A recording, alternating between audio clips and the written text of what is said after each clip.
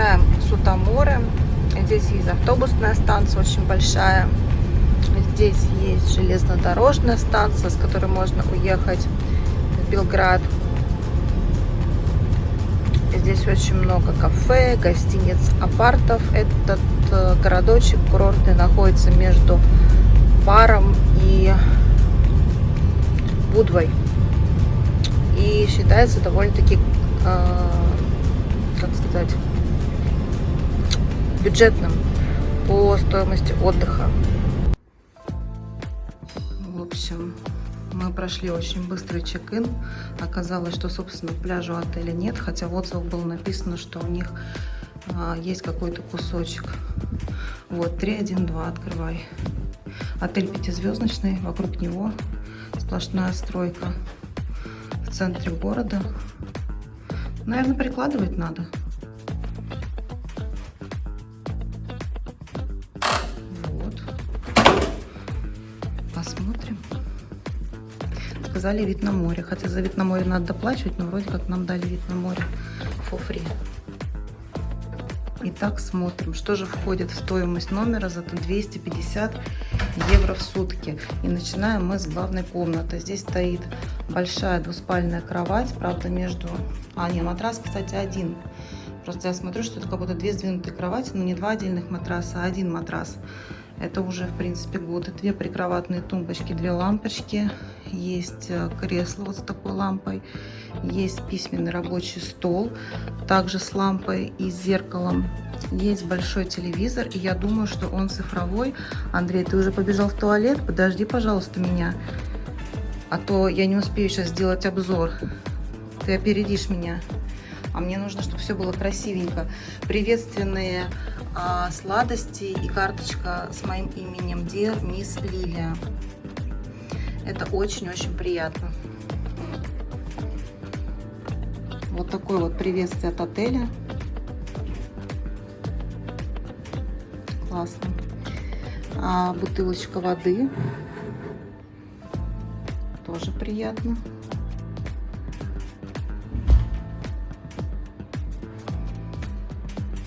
Так что все у нас есть. Wi-Fi. Специальный стул для того, чтобы на него разместить чемодан. Чемоданы мы оставили пока в машине. Сейчас я хочу еще показать, что в прихожей здесь нет крючков, но есть вот такое зеркало. Так, а шкаф у нас есть? Давай посмотрим, что у нас. Ну даже вешалки есть. Но это не шкаф, это просто как такая лунка. Отсек для хранения вещей. Ну, вполне сразу видно, куда все складывать. Это вытяжка, что ли, так шумит? Так, посмотрим. Посмотрим.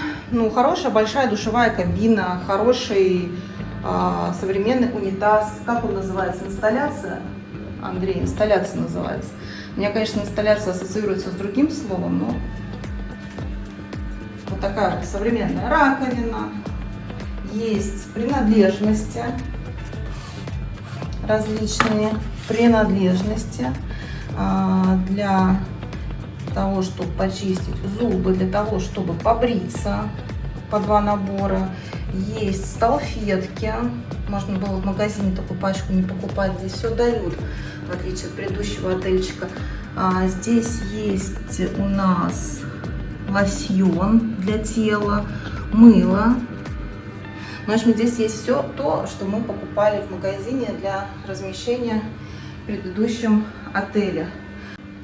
Так, ну и что, посмотрим самое главное. Нам все-таки дали номер с видом на море. Нужно взглянуть, как выглядит вид на море. Ты еще не вышла на балкон? У нас есть... О, ну ты самое важное нашел. Холодильник. Человек, который любит поесть, нашел холодильник. Сейф. Смотри-ка, чайник есть, кофе есть, чайные пакетики есть. Ну, вообще супер. То, что ты хотел. Ты мечтал, чтобы был чайник в номере, чтобы можно было утром спокойно, не спеша попить кофе, никуда не бежать на завтрак. А я вот вижу то, что мне нравится, это халаты. халаты, это класс. Здесь цены... А, значит, в холодильнике есть мини-бар, если здесь стоит прайс-лист. Ну, давай, открывай, покажи. Все есть. Покажи.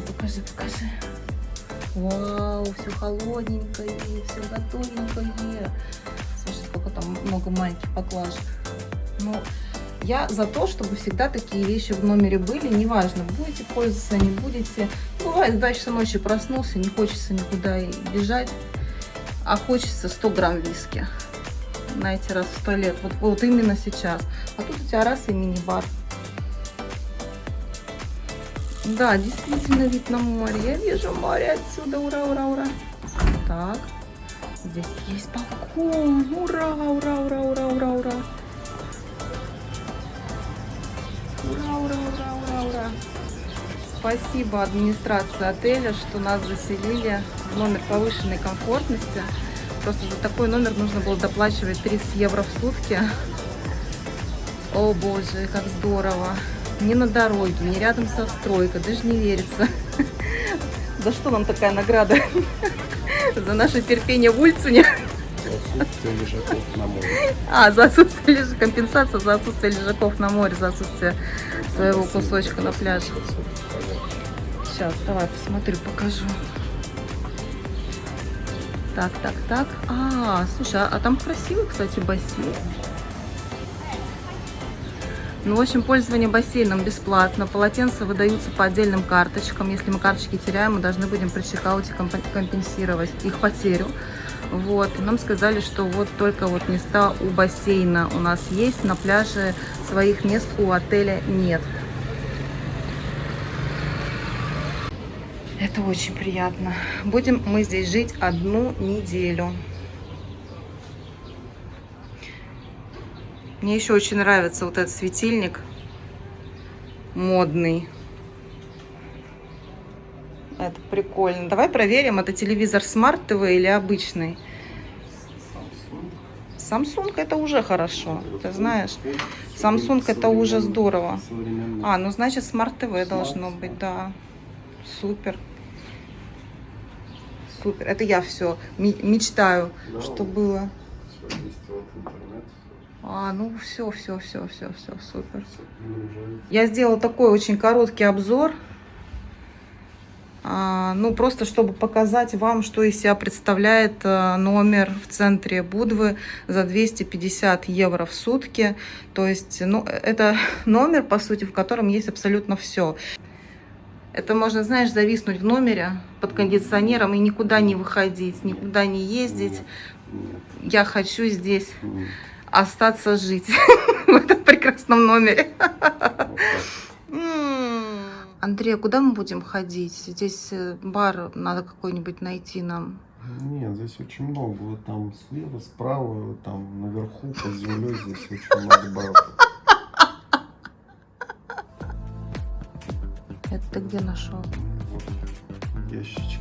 Я бы даже не подумала открыть этот ящик. И чего там меню? Да, это рум-сервис.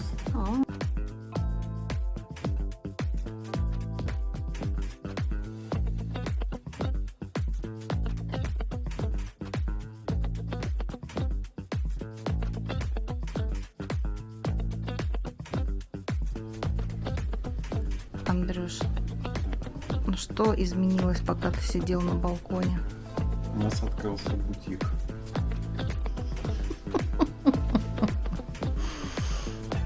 Мой скромный корнер. Уголок.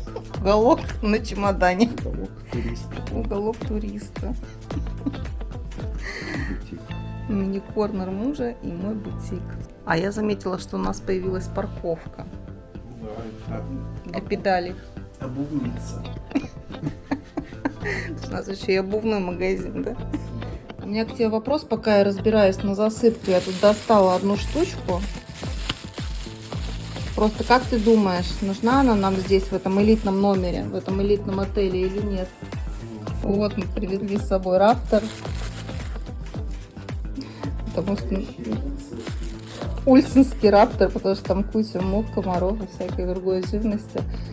Но как Андрей правильно сказал, никто не знает, что нас ждет дальше в красивость, и поэтому пока не выкидываем, везем с собой дальше. Перед нашим отелем красная ковровая дорожка, по которой ходят наши кроксики. Итак, наш отпуск продолжается. Разложив все вещи, передохнув от дороги, мы выдвинулись изучать окрестности. Так как мы остановились в центре, это было сделать легко. Все рядом, все близко, вокруг движ, на расстоянии вытянутой руки все товары и услуги. Немножечко расскажу, почему на второй неделе отпуска мы приехали именно в Будву. Во-первых, все ее советуют, и на самом деле те, кто говорят, что это главный туристический курорт страны, не врут. С точки зрения отдыхающего, это идеальный вариант. Здесь есть и современная часть, и старый город, рестораны и кафе любого уровня, очень уютная набережная и, конечно же, укутывающие в романтику легенды города. Во-вторых, нам нужно было быть ближе к Тивату, то есть нам нужно было перебираться поближе к аэропорту, из которого мы улетали обратно в Армению. На этих кадрах, кстати, видно, что Будва переживает расцвет сил, уплотняется, быстро застраивается, и видите, расстояние между домами все меньше и меньше. И я считаю, что это здорово. Значит, город сможет принять еще больше туристов и создаст еще больше рабочих мест. Это круто. Так я недорассказала. В общем, мы просто что сидим, обсуждаем, что вот это здание, оно так контрастирует сейчас по сравнению с другими, то есть когда вокруг все очень современно и строятся очень современные новые апарт-отели, гостиницы, и вот здесь современный торговый центр, и такой, ну, тут атмосфера вот прям вот современная, и стоит вот это вот, ну, чудо здания, но видно, что нужна ему реновация, либо построить новое, ну, либо как-то облицовку поменять или еще что-то. Вот. Ну, как будто это само собой напрашивается. Мне очень нравится, что в Будве есть пальмы. Это очень украшает город. Современные тачки. Здесь очень много такси. Ну, то есть, когда много такси, ты сразу такой понимаешь, что ты там, где идет движуха, где какие-то бизнес-процессы. Ты понимаешь, что это востребовано, все перемещаются, куда-то едут, спешат, торопятся. Ну, в общем, здорово. При этом это воскресенье, а что будет в понедельник? Интересно, интересно. Окунувшись в ночную жизнь Будвы, могу подтвердить, здесь не заскучаешь. Толпы людей на набережной, пешеходной и вдоль дорог. Все гуляют, многие одеты нарядно, и у всех, как и полагается на курорте, хорошее настроение.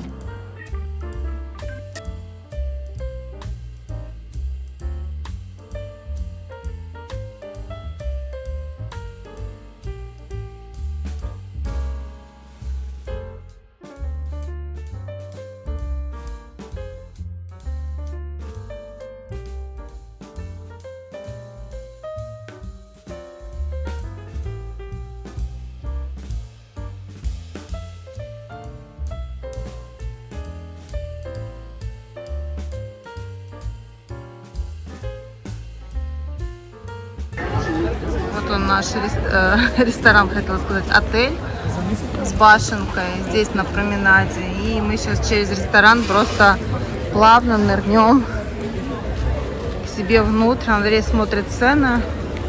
Мы уже сумку купили из Будвы, чтобы не с пакетом ходить. Ну и чего тут по ценам? Дорого? Так же, как и там, в итальянском. По 22, короче, понятно. Да, ценник тут, конечно, ребят, охрененный. Андрей, а почему в 5-звездочном отеле у тебя такие тапки? Объясни мне. Почему? Жара. А жара так влияет? Да. Но в тапках 5-звездочного отеля... Отель 4,5 звезды. Ну да, это уже, знаете, ползвездочки там надо отнять от такой ситуации. Отправляемся к визитной карточке Будванской ривьеры, которую можно увидеть на многих открытках, к острову Святого Стефана. На сам остров не попасть, это закрытая территория, превращенная из рыбацкой деревушки в люксовый фешенебельный отель. Там останавливались звезды первой величины, среди них, кстати, был Юрий Гагарин. Уже 3 года как звездный отель стоит закрытый, говорят из-за того, что местные жители отстояли один из 3 пляжей рядом с ним, а именно пляж Королева. Инвестор развернулся типа и ушел. На самом деле, чуть пораньше была парковка, называется «Смотровая точка». Здесь парковка от ресторана с прекрасным видом на этот остров. И я когда увидела первый день, мы проезжали его, я говорю: ой, я сюда хочу, я сюда хочу. Я хочу вот на эту веранду, вот с таким прекрасным видом. И наконец-то мы приехали, и сейчас пойдем. Вот наша ласточка, которую Андрей мечтает помыть.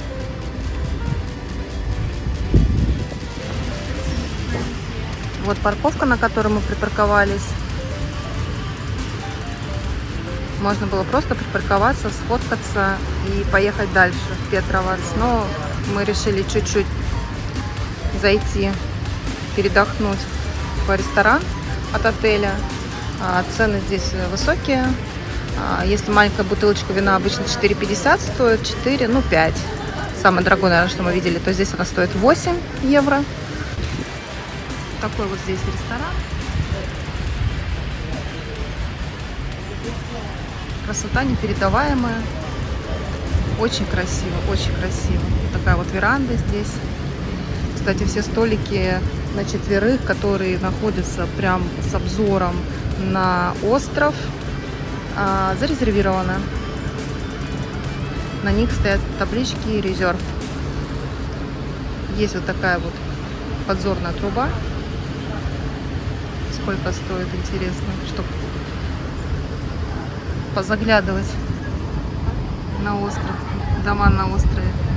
Получается, непонятно сколько стоит, но принимаются 50 центов, 1 евро, 2 евро. Ну, так написано 2 евро принимают, то, наверное, 2 евро стоит посмотреть, что происходит на острове. Ну, мне кажется, ничего интересного в этом не увидите. То есть, насколько я понимаю, этот остров очень приватный, попасть туда сложно. И, собственно говоря, его ценят звезды, знаменитости именно за вот это privacy, что они в такой очень интимной, приватной обстановке, и никто их не беспокоит. Они скрыты от взоров любопытствующих, поэтому так труба чисто, наверное, посмотреть на домики, но домики и отсюда прекрасно видно. Домики как домики. Просто сама концепция получилась интересной. Природа так вот определила, что должно быть так, что должен быть вот такой красивый оазис. Прикольно, прикольно. На самом деле что-то в этом есть. Людей немного.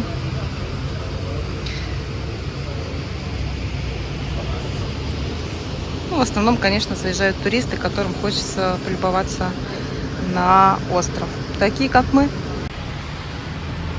Ну, вот здесь я вот рассказывала сейчас ребятам, что мы заказали именно вот этот вид прошутто. Как он? Негурский прошут. Да, тут есть два вида. Вот этот хочется попробовать с прожилками. И мы заказали оливки. Вот. А винная карта, она в конце такая довольно-таки. Тут все дорого-богато. Тут есть устрицы. И вот одна штучка, одна устрица 9 евро. Мы решили попробовать устрицы на устричной ферме. Надеемся, там дешевле, потому что это какая-то неадекватная цена на одну штучку. Вот. Такие дела. До сих пор пребываю в каком-то просто парадоксальном восторге. Восторгаюсь. Нравится от этого вида. Горы, деревья, изгибы пляжные. Безумно красивый остров Святого Стефана.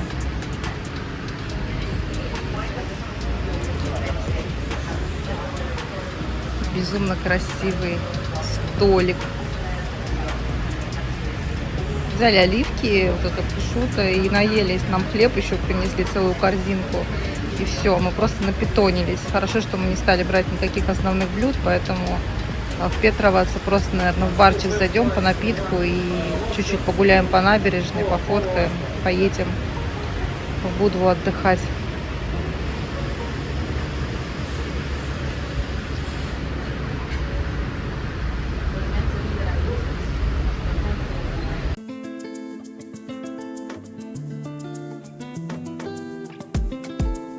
Вернувшись в Будву, мы прогулялись до старого города по набережной. Как удобно, когда все рядом. И как здорово, что старые города сохраняются и по сей день. Старый город часто называют музеем под открытым небом, но ведь с архитектурной точки зрения все так и есть. Вообще кажется невероятным, что вся Будва ограничивалась крепостными стенами старого города, и в ней проживало всего 1000 человек.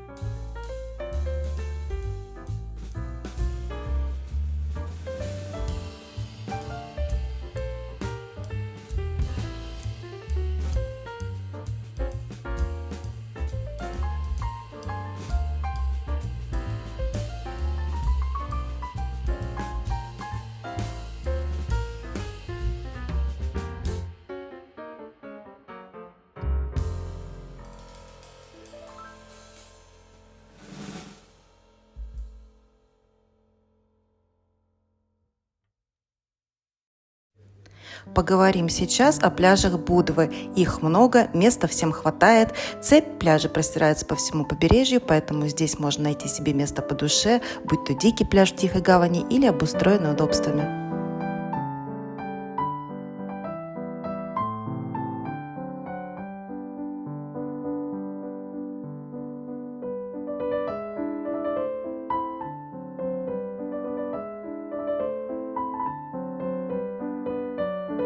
От мостика, на котором я стою, отъезжают лодки до острова Святого Николая. На нем находится несколько пляжей, которые объединены общим экзотическим названием Гавайи. Морской транспорт курсирует довольно-таки часто. Стоимость билета 4 евро.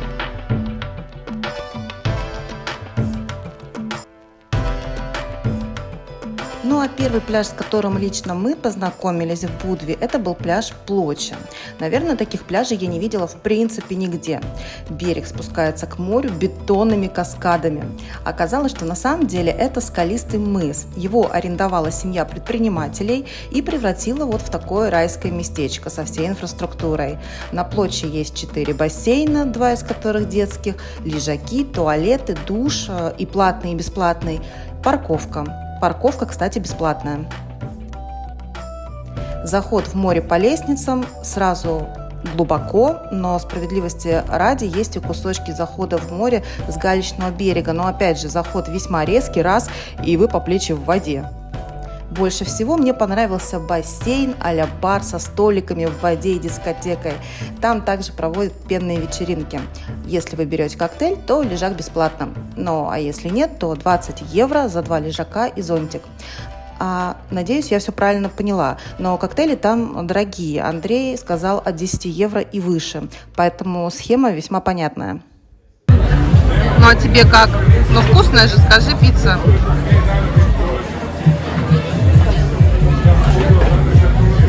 Тесто тонкое. Тесто, да, тесто классное, тонкое.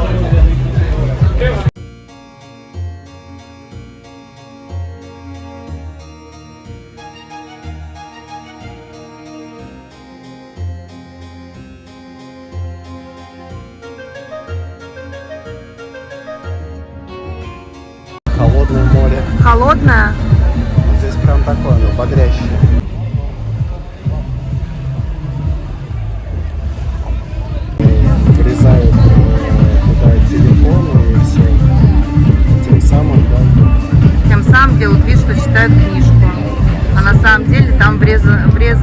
Папаян телефон. А сейчас я покажу наш любимый пляж в Будве. Это пляж Яс. Вот его я рекомендую. ЮНЕСКО, кстати, присвоил пляжу Яс статус охраняемого природного наследия. Яс имеет широкую и длинную пляжную зону. Вход в воду очень комфортный. Но единственное, увы, вода холодная, товарищи. И я не смогла перебороть этот вход. Я не смогла перебороть страх перед этим холодом. Парковка у пляжа большая, бесплатная. Есть множество баров. Еду и напитки по меню вам могут принести прямо к лежакам.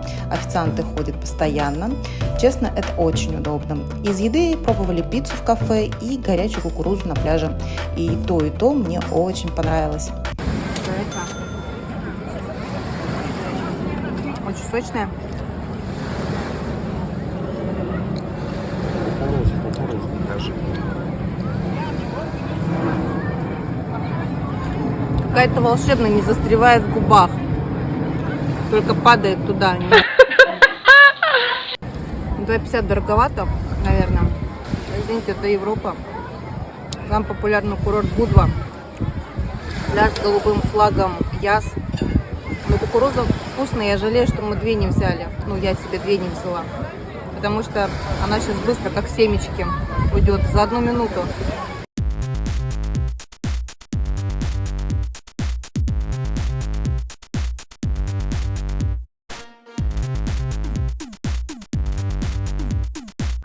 Короче, я попробовала воду, вода ледяная, но для меня это Северный Ледовитый океан, очень холодная вода, поэтому если ехать в Черногорию, то только на юг Черногории, на границу с Албанией, там, где город Ульцин, там действительно было море, просто парное молоко, теплая вода, тоже песочный берег, как здесь на пляже Яс, но здесь море очень холодно, ну просто дубак, то есть, ну, я не смогла продержаться в воде полностью больше 2 минут, то есть некомфортно.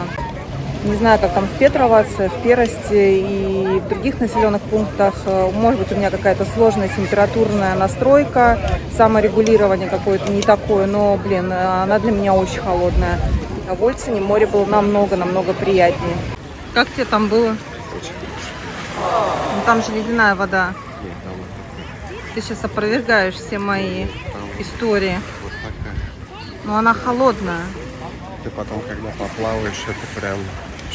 Ну, в смысле поплаваешь? Я даже плавать не смогла. Там может судорога схватить ногу, руку. Там поплаваешь, Ну и что? понимаешь, что такая вода должна быть.